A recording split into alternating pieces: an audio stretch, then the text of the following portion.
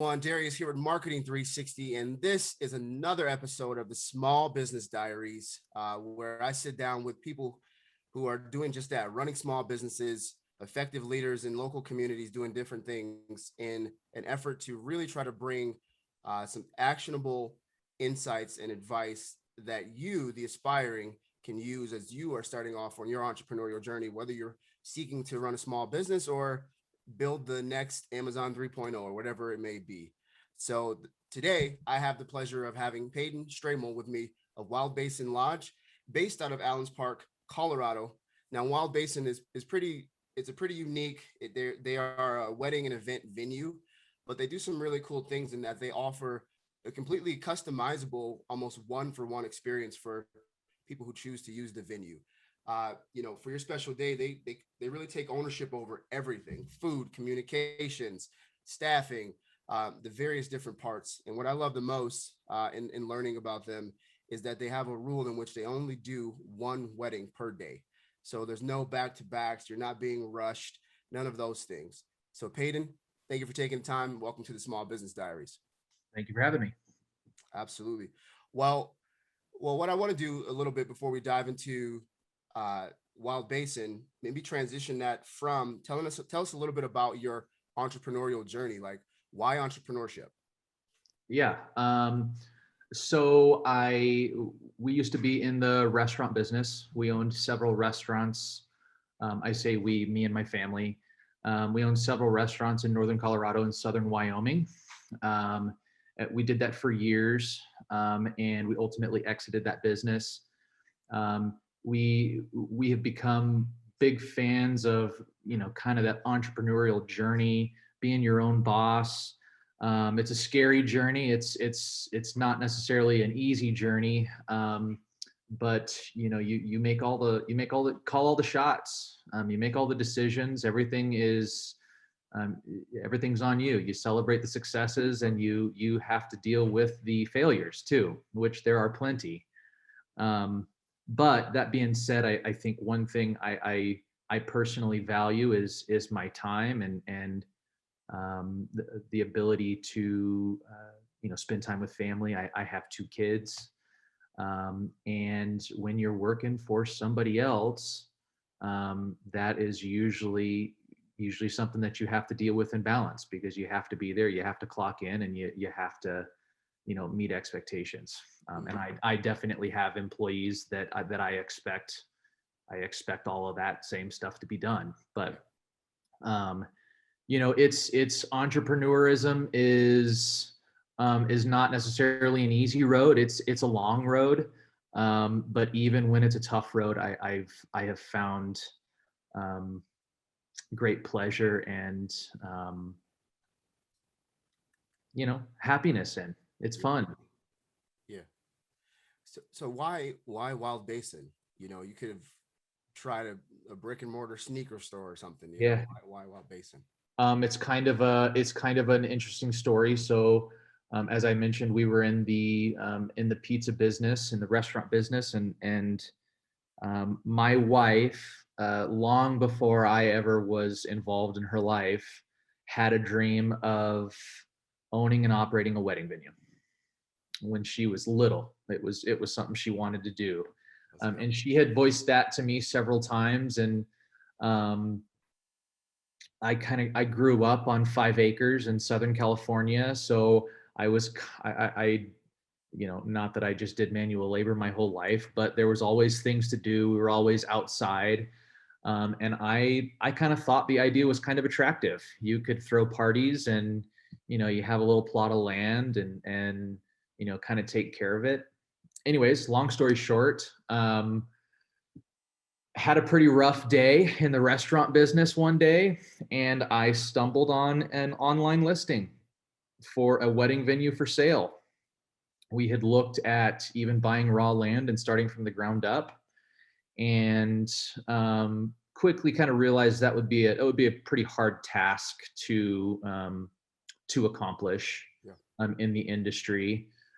And this just kind of fell in my lap, in all honesty, almost kind of like a meant to be type of thing.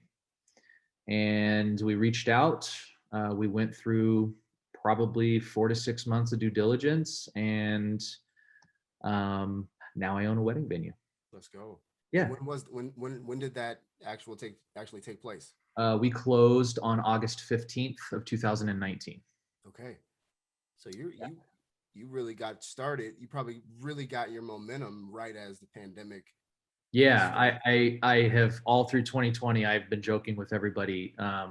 Hell of a time to buy a wedding venue at the end of 2019. So, but it's that kind of goes back to that entrepreneurial journey. You never know what the future holds, and you can't, especially something like a pandemic. You there's no planning involved, and being able to predict or understand that that's on their way. So, got to roll with the punches. You gotta figure out what needs to be done, and from August 9th, from the day we closed to the end of 19, we did about 50 weddings.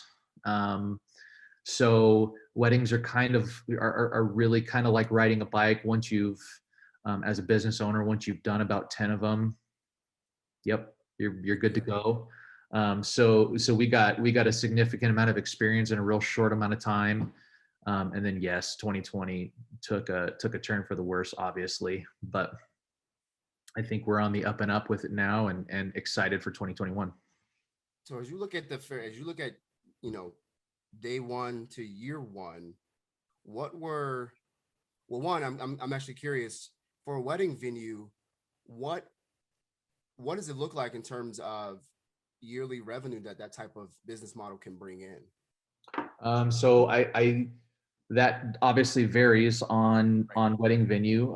For us, we do anywhere between 75 and about 100 weddings a year, and we're anywhere in the ballpark of about $1.5 to $2 million in revenue a year. We obviously take 2020 out of that uh, equation there. Yeah. But there are several wedding venues that far surpass those numbers. You can get some of those venues that don't necessarily do one wedding a day, and they're doing two weddings a day, or even three weddings a day if they have the ability. Yeah. Packing them I in. mean, you're just adding a multiple on top of that.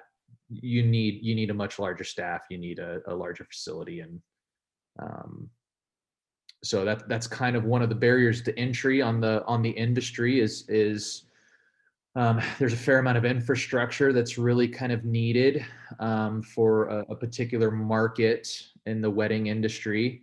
Obviously, there are tinted weddings and things that turn out awesome, um, but it's one of the unique offerings that I really liked in the purchase process for Wild Basin Lodge is they have a 15,000 square foot lodge. We have 14 and a half acres. Let's go. We had that infrastructure already there in place, with an established business that we could look at a track record on.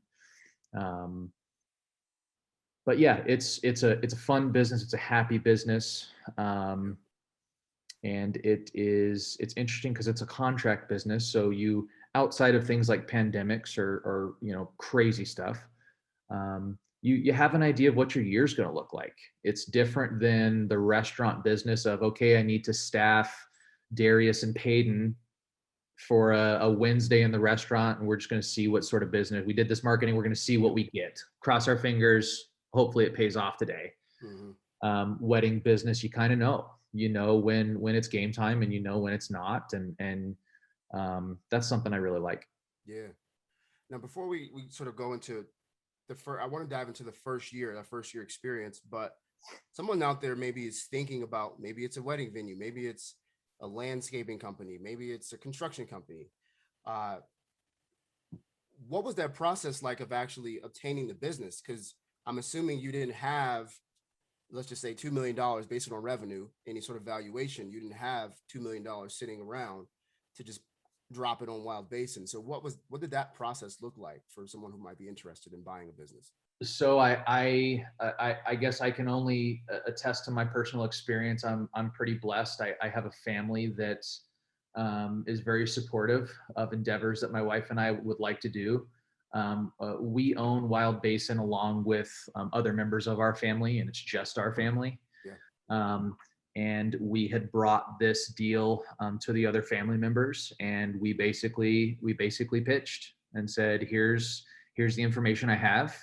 Here's what we would be purchasing. Here's what they're asking. Is there any, we're really just kind of gauging interest. Is there any interest in this? It would be an operating business for the family.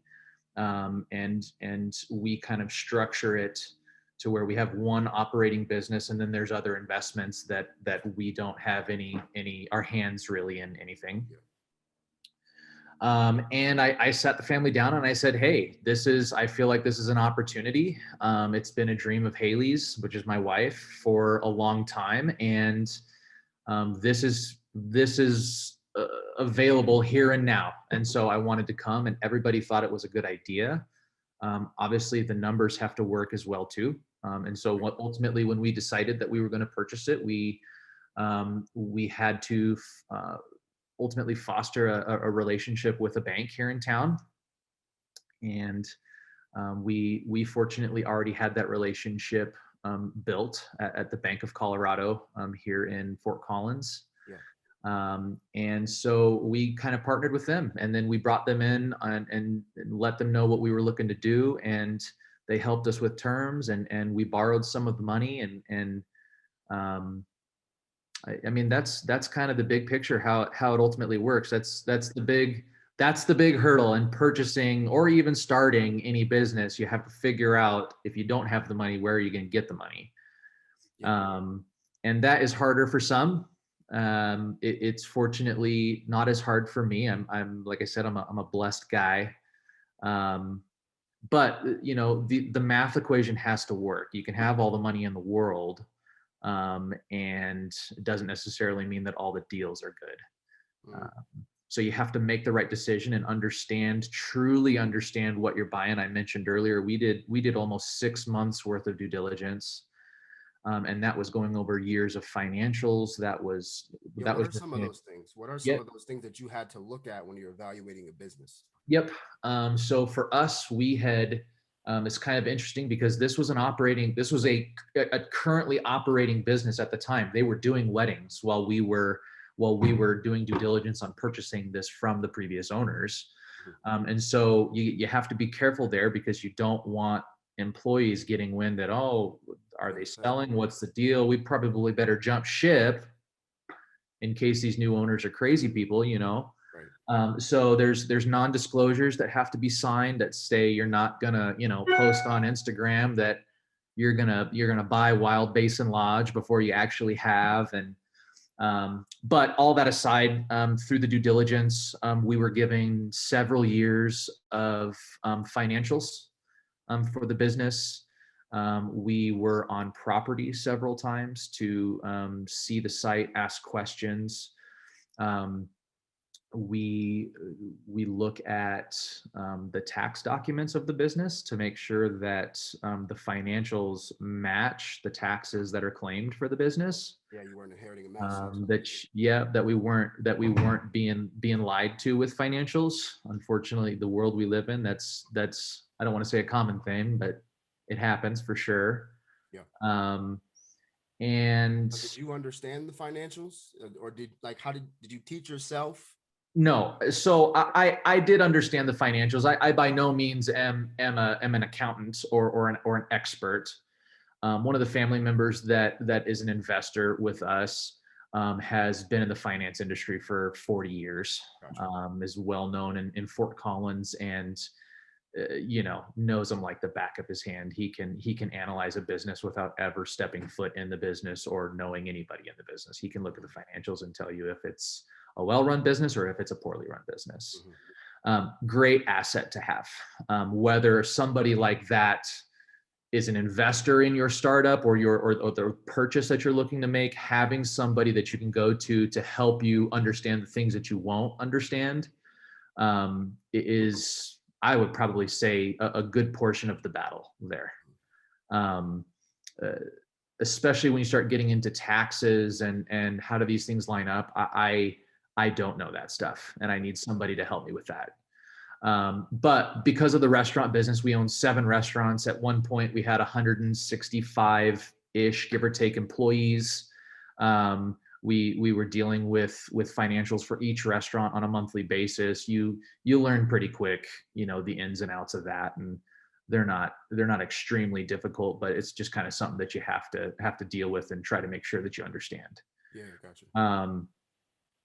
But we ultimately looked through all of those, and then it kind of came down to negotiating on a price and picking a day to close, and then getting the deal done. And that ultimately took us, I can't even remember the exact timing, but anywhere from 4 to 6 months. Um, we had originally tried to close the deal in January 1 of 2020. And they had said that would be a huge mistake. You want to do these weddings, you want to get that revenue, and we ultimately gave in on that. And that was a really good piece of advice. I'm really glad we didn't wait till January 21 Yeah, for sure. or 2020, excuse me, for obvious reasons, though we didn't know that at the time. I didn't want to step in a business that I didn't have any experience in and, kind of mess it all up, right? I wanted to wait till those got through, go in a slow time, figure out what I needed to learn or train or do, and then kick it off in 2020. Hindsight, that would have been awful. That was That is 2020. Absolutely. Okay. um, So yeah.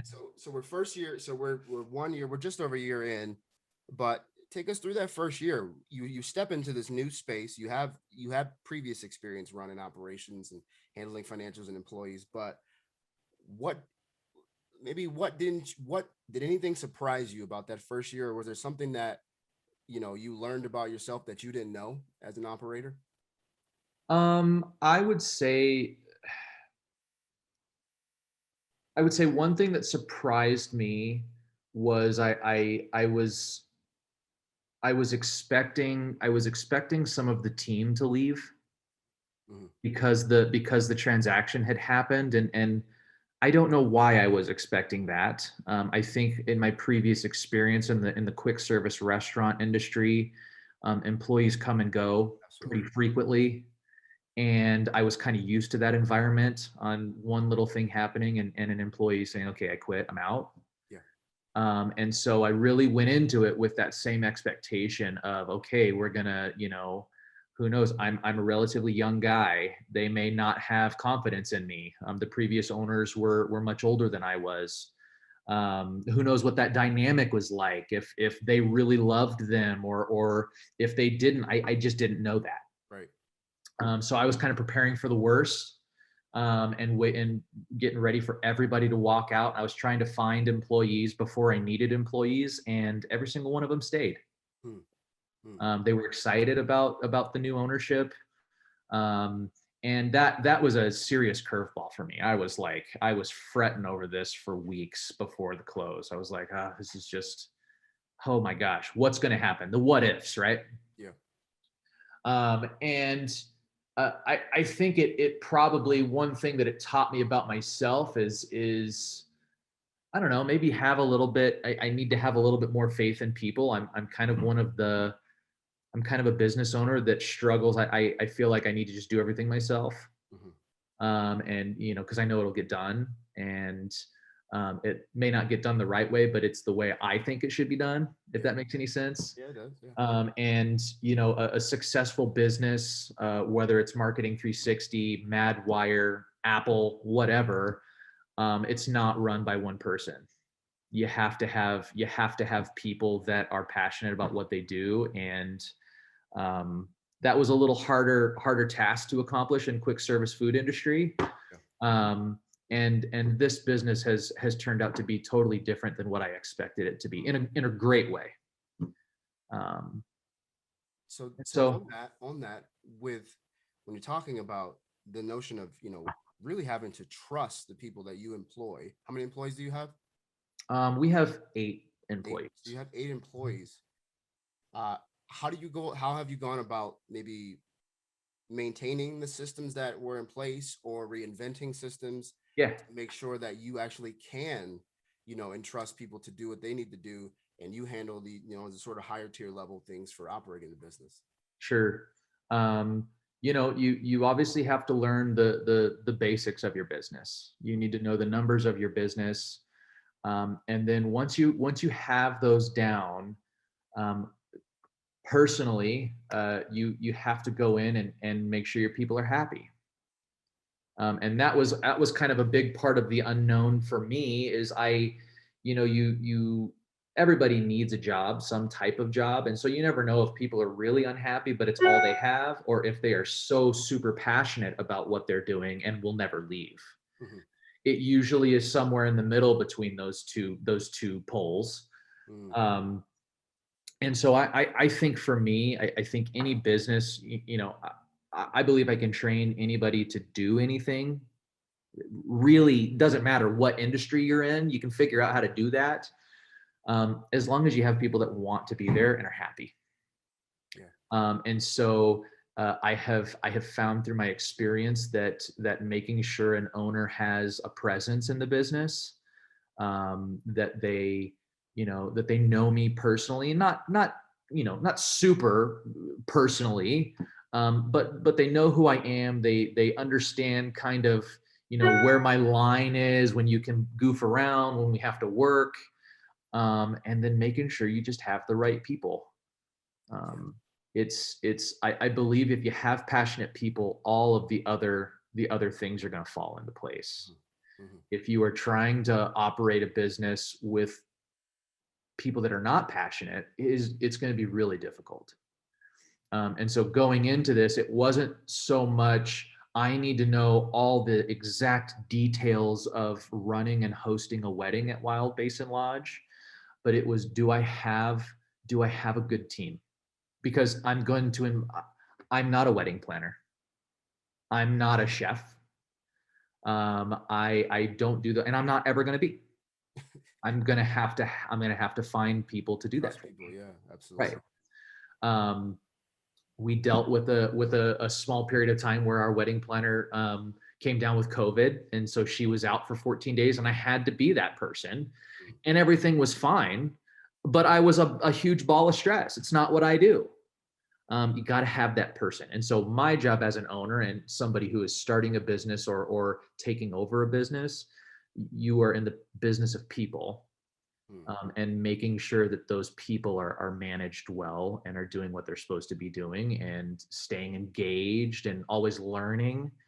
Um, I always have kind of found that that's kind of the hidden secret.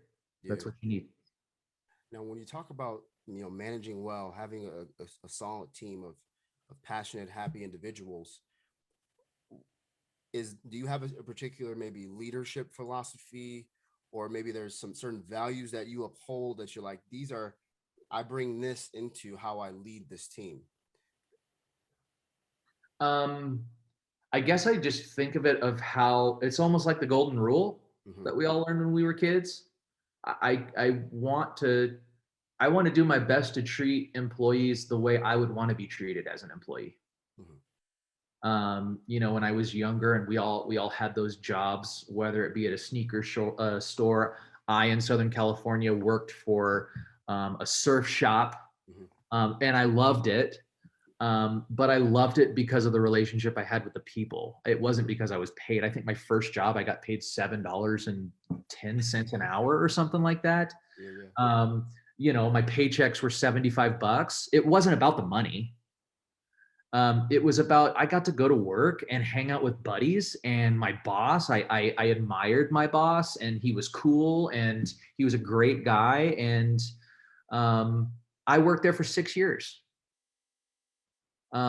Probably wasn't the best employee they ever had, but I was loyal. I always showed up, and that was because I felt like I owed that to them. They were great to me, so I need to be good to them. Yeah. And I have made the mistake in the past of trying to operate businesses very remotely and not as much of a presence as I should have had. And it's like a house of cards that just comes crumbling down. People don't like it.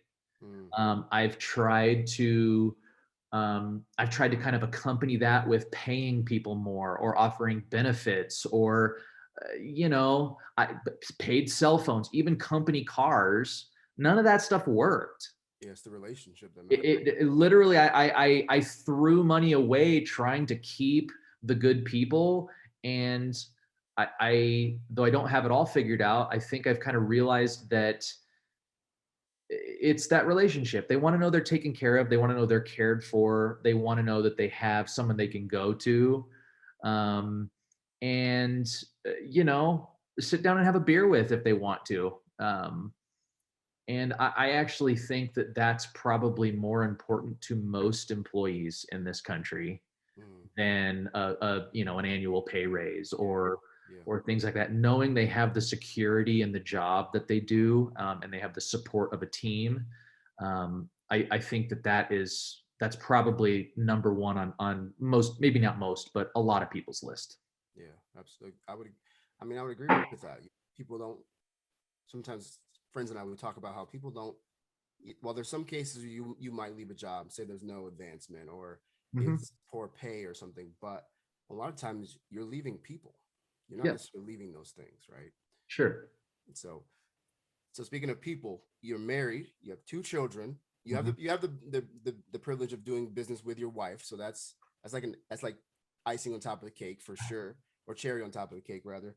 But talk about how you as a father and as a spouse, being an entrepreneur, you as an entrepreneur, you're never off. Like you have certain luxuries, but it's all on you. Yeah. So how have you gone about, or maybe establish your way of functioning and being able to be present as father, husband, and be fully functioning as entrepreneur? It's a great question, and it's a hard thing as an entrepreneur because as you know, I do have two kids, but my business is my baby too. Mhm.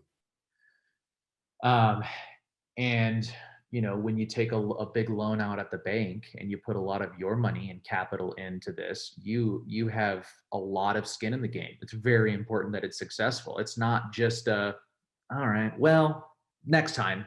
Yeah. You do that too many times, there won't be a next time. Hmm. So it has always been a bit of a struggle. When do you stop working? When do you not answer that phone call? Um, because my kids are important too, and I love them to death. And you have to make that time, just like you have to make time for work. If somebody says, "Hey, let's go golfing this afternoon," there's going to be those days where you have to say, "Man, I can't. I Yeah. have to go. I have to work today. I don't have the ability to go do whatever it is we want to go do." Right. You have to do that with work as well. And that's a hard thing because you have things you need to do. We just had this in northern Colorado. We just had this huge snowstorm, and everybody kind of got snowed in, and the roads were closed, and businesses were closed. And I felt guilty on Monday not doing anything. I removed snow at my house, and of course nothing was going on, but I was just like, I don't know, I should be doing something different right now. And it was kind of hard for me to go out and do, we went and built snowmen and went sledding and stuff, and it was great, but I just had this lingering thing in the back of my head saying, but you should be working. Yeah. And you have to get good and be comfortable with turning that off. Mm. um, now you can't turn it off for 10 days straight, but when you get home, you got to turn your cell phone off. Maybe not turn it off, but you got to put it away, because if I don't, I'll just sit there on it all night. Yeah. Yeah. Email, text, and not to mention social media and all that stuff. I mean, um, and your family or friends or people that are close to you in your life, um, they kind of get the blunt end of that.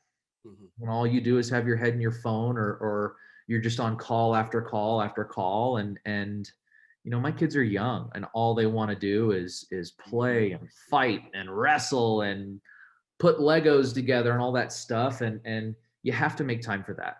Yeah. Whether it's kids, whether it's a girlfriend, a boyfriend, a mom and dad, whatever. Um, I believe that most people on their deathbed probably don't look back and say, "Man, I wish I would have worked harder at my job." Mm. Most people probably sit there on their deathbed and say, "I wish I would have been a better father," or husband or wife or friend. It's those overarching kind of relationships that I believe people will look back and go, I could have done way better at that. Yeah. There will be a point in life at which our careers or jobs or the money we have made or lost in life is not going to be something we think about. And, it's those personal relationships. Absolutely. I wouldn't be as good of a entrepreneur or business owner if I didn't have the support of my family. Yeah. And I think a lot of people miss that.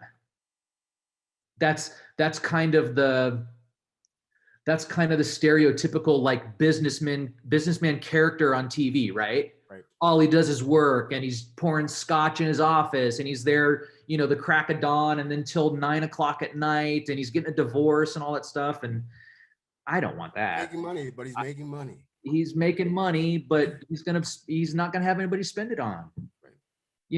And that is, some people may like that and want that. I want something different. And it's, I'm sure you agree with kids, having kids changes your life, and it's something you're forced to balance. Absolutely. Absolutely, man. Absolutely. Mm-hmm. So now, as we shifting gears a little bit,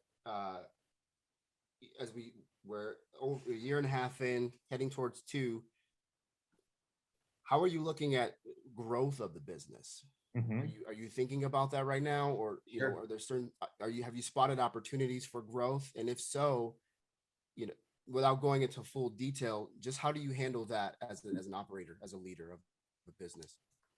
So These opportunities, but also I got to maintain this. I can't risk the whole thing, but I see this opportunity. yeah, I think for our business in particular, it can be a difficult thing because we're in a contract business. So when you and your girlfriend decide to get married at Wild Basin Lodge, typically somebody signs a contract between 12 and 16 months out to have their wedding.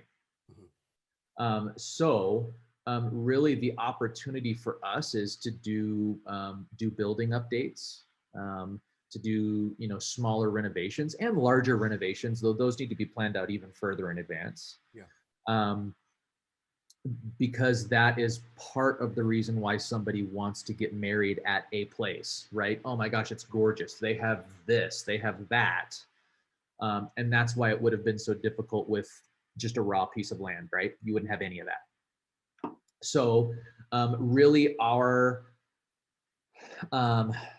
opportunity for growth is to maybe make some physical changes to our property, make ceremony sites, make it more of an enticing situation for a couple to say, gosh, that was everything we wanted. Yeah. We also have 365 days in a year, and with us doing one wedding a day, that means I can do at most 365 weddings a year. Yeah. In Allen's Park, we're at about 8,500 feet. So we're probably never doing one a day. We're probably never going to do 365 because the weather is our handicap up there. Right. But with some updates to some of the infrastructure on the property, it may make it so that those winter weddings, when we get 2.5 feet of snow, 3.5 feet of snow, we can still execute on those. So really winter weddings for us, figuring out how to make couples confident that despite any weather that may and probably will come, their wedding can be as great as if there was no weather that impeded on their wedding. And making sure that we maintain kind of that visual reputation that we have to keep everything on the up and up, keep everything, updated in the sense of not getting, sometimes you walk into those buildings and you're like, man, you can just tell this is built in the 70s or the 60s. It just has that old look, right?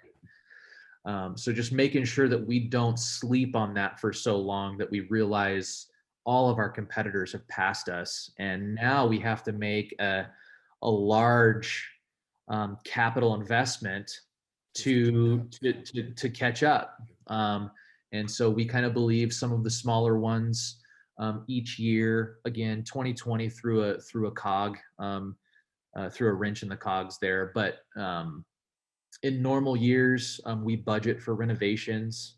And we want to make sure, whether it's new chairs, new tables, we renovated our bar last year. We renovated our lower level where couples have their dining reception at our lodge. And trends change. Yeah. And you have to kind of keep up on that. And if you get too far behind, you're going to be forced to make a real significant investment to catch back up. Mhm. Now, are you so before I jump into my last couple of questions, first tell people where they can learn more about Wild Basin, because not only the state of Colorado, but hey, you might want to come from Tennessee to get married in Colorado, right? So we have a great website with all of the information. It's wildbasinlodge.com. You guys can also reach out to hello@wildbasinlodge.com. We have a great girl who runs all of our sales for us. Her name's Holly. And she can send over any sort of pricing, answer any questions, set up tours. We also have fields on our website that you can input your information and digitally download our pricing packages. But yeah, website is brand new thanks to Marketing 360, and it's a great one. So go there, check it all out. Okay. So now we talk about, having a venue, updating trends, future competition. How do you go about making sure that you stay on top of your game in understanding the arena that you're in as a leader? Are you reading books? Are you, checking out blogs and this and that? How do you go about that? So I have about an hour and 15-minute commute every day each way. I live in Fort Collins. And so I listen to podcasts, I listen to books, not necessarily on the wedding industry, but just business in general, entrepreneurism, maybe the occasional true crime podcast in there every once in a while too. But true crime. Give us a couple other podcasts. Who else? Who's top two favorite maybe podcasts for business? You know what? This is going to sound super cliche and it's kind of a guilty pleasure, but I have been deep into Tony Robbins lately. Okay. He has kind of made this, like, he's got this huge social media presence. And if you'd asked me 4 years ago, oh, Tony Robbins, I'm like, Tony Robbins. I mean, come on. But man, the guy seems like he has it all figured out. I've enjoyed listening to him. There's a great book that I loved called Rich Dad, Poor Dad. Yeah, for sure. I love that. That's a classic. I think everybody should read it. Everybody should read it. It's awesome. I am a huge, I don't know if you've ever heard of Simon Sinek. Yeah. I'm kind of obsessed with Simon Sinek. Like, I would want to go meet him or talk with him probably over anybody. He's my favorite. So, but man, you get past the first few books and then it's just, all these engines, whether it be Apple or Android, they just start recommending all this stuff to you.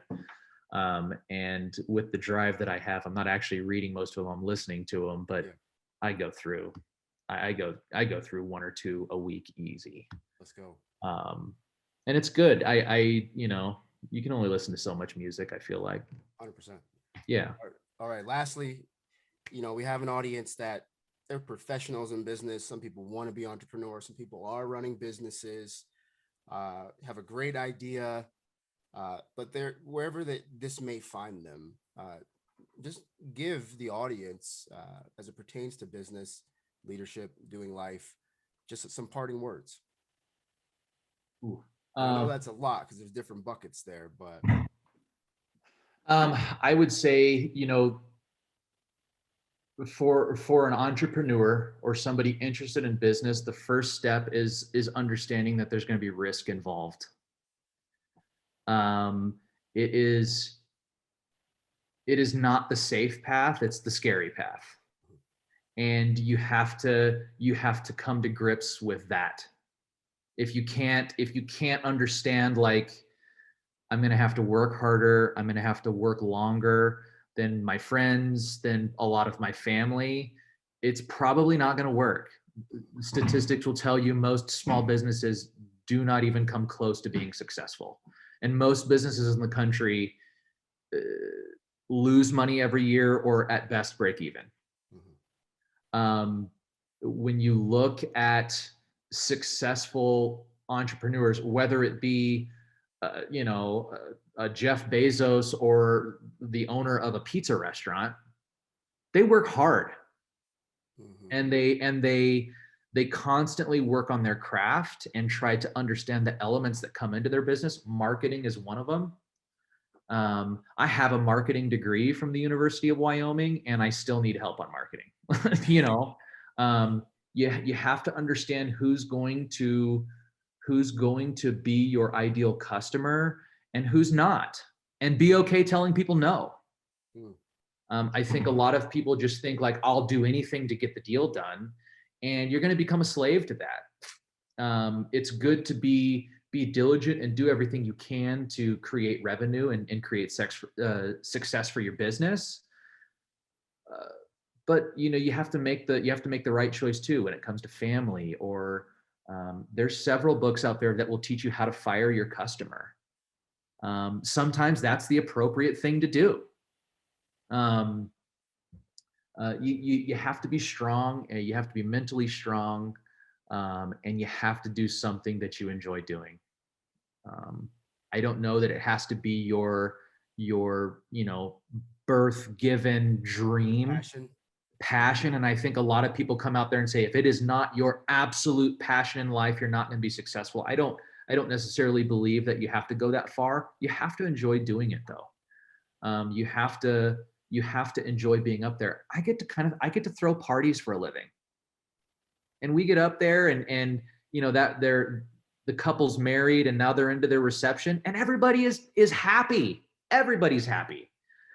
It is so hard to screw up a wedding.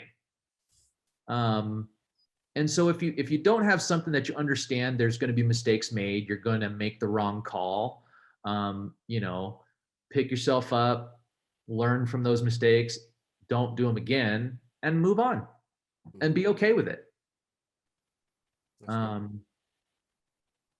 That'll get you a lot further than most people get, I feel like. And I have so much to learn in those things. I am so far from an expert on all of that, but that's kind of the daily struggle. Is this decision going to be right? Is it going to be wrong? I have people that spent a lot of money on this wedding venue. Will they be angry? Will they be happy? But you got to move forward. You can't stay stagnant and not make the decision. You have to make the decision. Yeah, let's go. So you got to have confidence. You got to have a little faith. You got to put a little hard work in there, and that should get you a ways. Roger that. Well, Payden Stramel, thank you for being with us on the Small Business Diaries. Thanks for having me. Thank you for listening in today.